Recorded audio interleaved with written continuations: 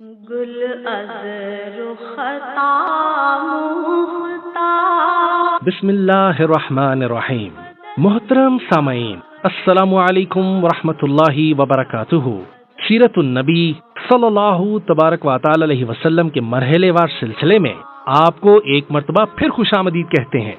حضرت انس رضی اللہ تعالیٰ عنہ سے مروی ہے کہ رسول اللہ صلی اللہ تبارک و تعالی علیہ وسلم نے ارشاد فرمایا، جس میں یہ تین چیزیں جمع ہو گئیں اس نے ایمان کی لذت کو پا لیا۔ اول یہ کہ اللہ جل جلالہ اور اس کے رسول دنیا کی تمام چیزوں سے زیادہ اس کو محبوب ہو جائے۔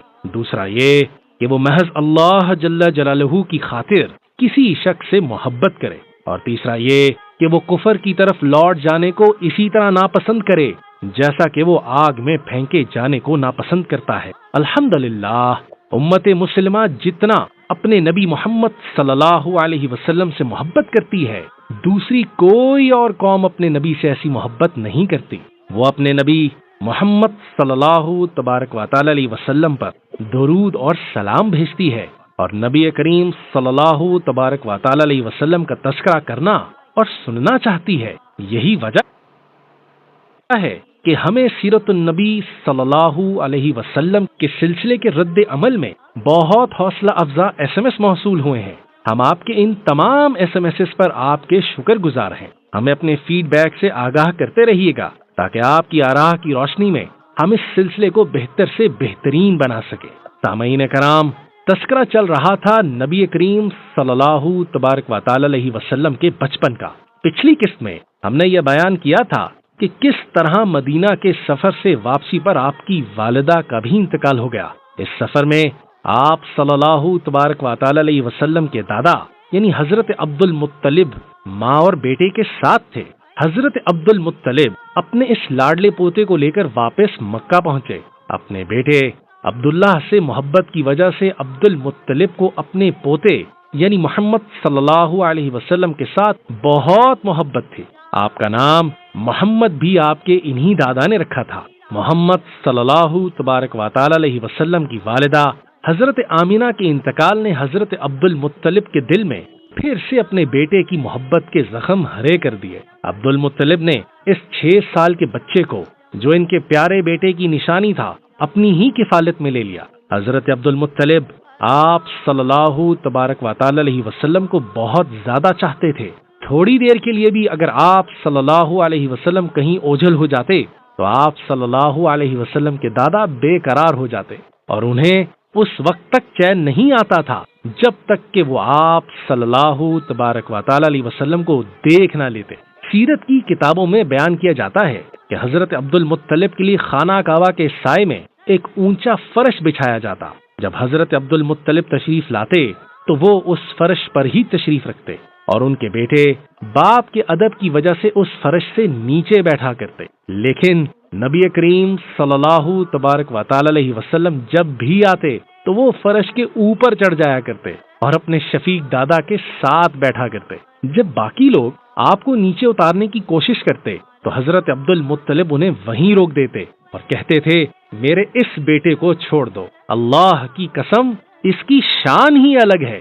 بے شک ہمارے نبی محمد صلی اللہ تبارک و تعالی علیہ وسلم کی شان ہی نرالی تھی، اور کیوں نہ ہوتی؟ آپ صلی اللہ تبارک و تعالی علیہ وسلم کوئی عام بچے نہیں تھے، یہ تو اس ذات اقدس کا بچپن تھا کہ جس کی دعا پر اللہ جل جلالہ آسمان سے اپنے فرشتے نازل کر دیا کرتا تھا، جس کی امامت میں اللہ جل جلالہ نے معراج کی رات کو تمام انبیاء کو جمع کرنا تھا، اور جس نے اس مقام سے بھی آگے بڑھ کر اللہ کے نزدیک ہونا تھا کہ کوئی نبی اور کوئی فرشتہ اس مقام سے آگے بڑھنے کی تاب نہ رکھتا تھا۔ سامعین کرام، نبی کریم صلی اللہ تبارک و تعالی علیہ وسلم کے دادا حضرت عبد المطلب، جنہوں نے حضور اکرم صلی اللہ تبارک و تعالی علیہ وسلم کی 2 سال تک کفالت کی، لیکن ان کی زندگی نے مزید ان کا ساتھ نہ دیا، اور آپ صلی اللہ تبارک و تعالی علیہ وسلم ابھی 8 سال کے ہی تھے کہ آپ کے دادا کا بھی انتقال ہو گیا۔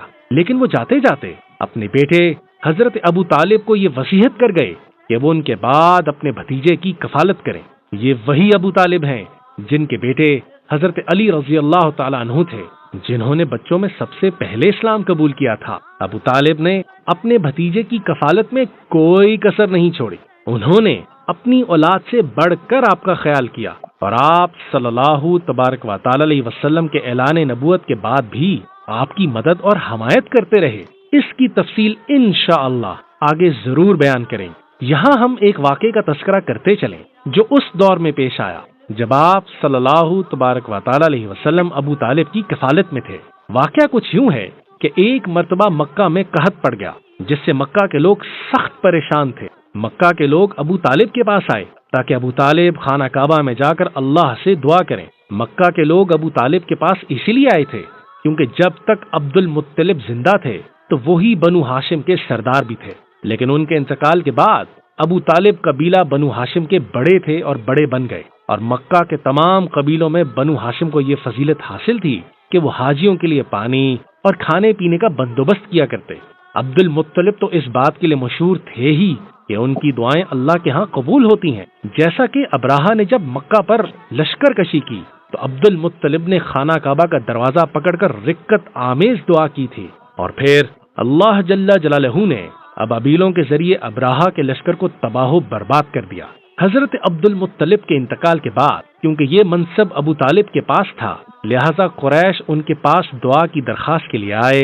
پس آپ خانہ کعبہ پہنچے، ان کے ساتھ ایک بچہ بھی تھا۔ ابو طالب نے اس بچے کا ہاتھ پکڑ کر اس کی پشت خانہ کعبہ کے ساتھ ٹیک دی اور بچے کی انگلی پکڑ کر اللہ سے التجا کی۔ دیکھتے ہی دیکھتے آسمان پر بادل نمودار ہوئے اور موسلا دھار بارش شروع ہو گئی۔ اتنی بارش ہوئی کہ ہر چیز سیراب ہو گئی۔ اور جانتے ہیں کہ اس وقت آپ کے ساتھ وہ بچہ کون تھا؟ جی ہاں، وہ ہمارے پیارے نبی محمد صلی اللہ علیہ وسلم تھے۔ اب تک کے لیے اتنا ہی۔ انشاءاللہ اگلی قسط میں ہم آپ کے لیے رسول اللہ صلی اللہ تبارک و تعالی علیہ وسلم کے بچپن کے کچھ اور واقعات بیان کریں گے۔ اگلی قسط سننا نہ بھولیے گا۔ اللہ ہم سب کو نبی کریم صلی اللہ تبارک و تعالی علیہ وسلم کے نقش قدم پر چلنے کی توفیق عطا فرمائے۔ آمین ثم آمین۔ السلام علیکم ورحمۃ اللہ وبرکاتہ۔